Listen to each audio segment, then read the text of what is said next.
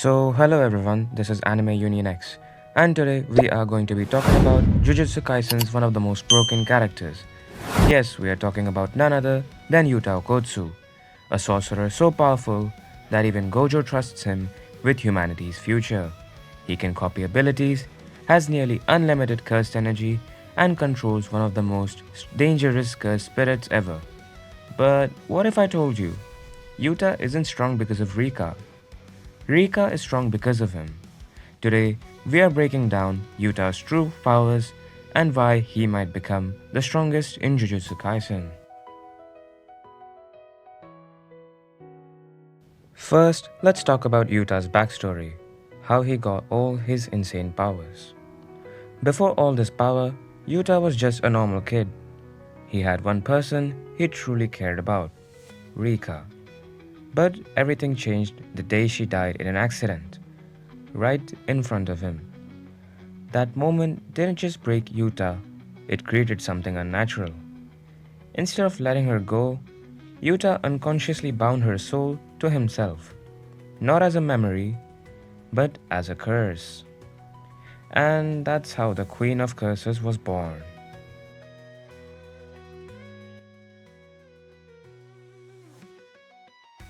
Without Yuta's knowing, Rika's cursed spirit started protecting him. Rika isn't just powerful, she's classified as a special grade cursed spirit. She protects Yuta at all costs, attacks anyone who threatens him, and stores an insane amount of cursed energy. But here's what makes this unique. Most curses are created from negative emotions, but Rika exists because of love, which is why her power is so unstable and so dangerous. But we have seen that in the end of JJK Zero movie, Yuta frees Rika. So why is she still in Season 2 and Season 3? So the difference is very simple. Past Rika was a real human soul turned into a curse. The current Rika is a constructed entity powered by Yuta. Past Rika was unstable and limitless. Current Rika is controlled, but it has a time limit. Past Rika acted on emotion, while the current one follows Yuta's command.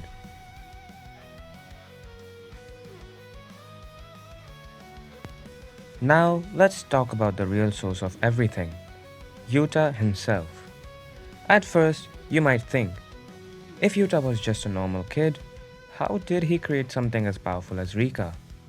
Well, in Jujutsu Kaisen, most powerful sorcerers come from special bloodlines, like the Gojo clan, the Zenin clan, and the Kamo clan.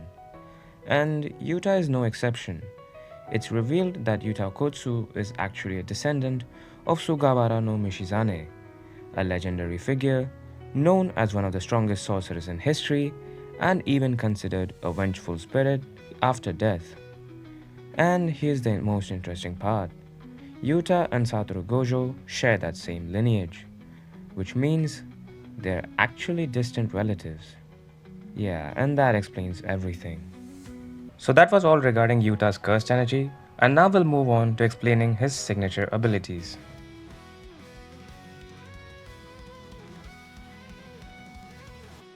Yuta has an absurd amount of cursed energy.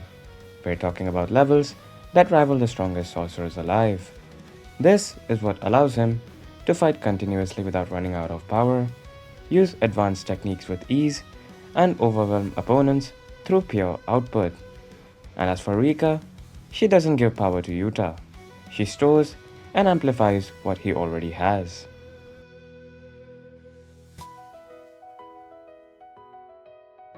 One of Yuta's most broken abilities is his ability to copy curse techniques. This means he can observe another sorcerer's ability and replicate it. But this power isn't completely free. Yuta doesn't just copy abilities instantly. There seems to be a condition tied to Rika. In some cases, it's implied that Rika needs a connection to the target, possibly by consuming a part of them. However, the rule exactly hasn't been fully explained yet. And that's what makes this ability even more dangerous, because we don't fully know its limits. Imagine fighting someone and suddenly they start using your own powers against you. That level of unpredictability makes Yuta extremely hard to counter, and when combined with Rika, he can store and access multiple techniques, making him one of the most versatile fighters in the series.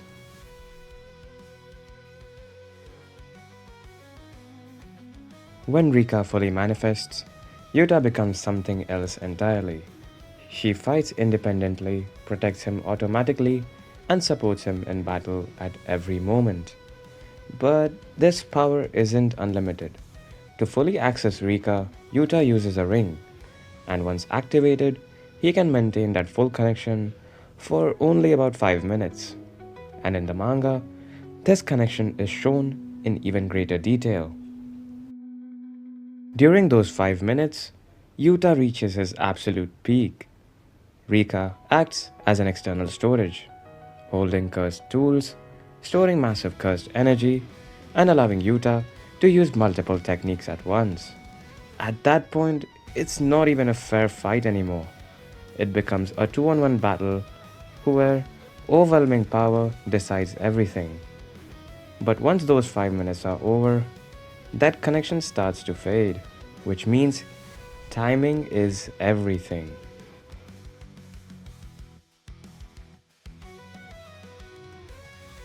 Yuta isn't just powerful, he's skilled. He can control cursed energy at a very high level and even use reverse curse technique to heal. This gives him insane survivability in the battle, meaning even if you damage him, he can just recover and keep fighting. In the manga, Yuta's use of reverse curse technique becomes even more impressive. He's not just healing himself, but he can heal others as well, which is an extremely rare ability even among top tier sorcerers.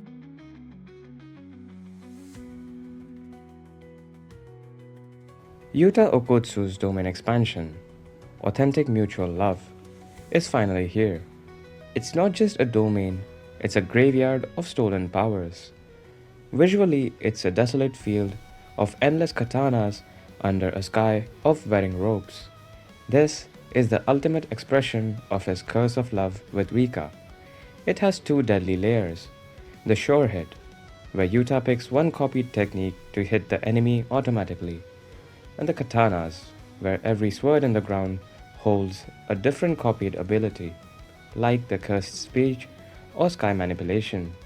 Yuta grabs them at random, uses them once, and moves to the next one. The best part is it removes his 5-minute time limit. Inside this barrier, Yuta has an infinite, unpredictable arsenal. Against him, you aren't just fighting a sorcerer, you're fighting every technique he's ever encountered. So the real question is Yuta actually stronger than Gojo? Who wins? Right now, it's Gojo. His infinity makes him nearly untouchable, and this domain is on another level.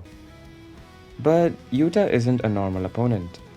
With his massive cursed energy, ability to copy techniques, and Rika fighting alongside with him, he has one of the highest potentials out of any modern sorcerer right now. Which means this isn't a question of if, it's a question of when. Yuta Okkotsu isn't just strong, he's unpredictable, emotional, and constantly evolving. And that's exactly what makes him dangerous. So the real question is, when he reaches his full potential, will anyone be able to stop him? Thank you for staying to the end with us. If you have any character recommendation, please comment down below. And for more, subscribe to Anime Union X for more anime breakdowns just like this one. We'll catch you in the next one.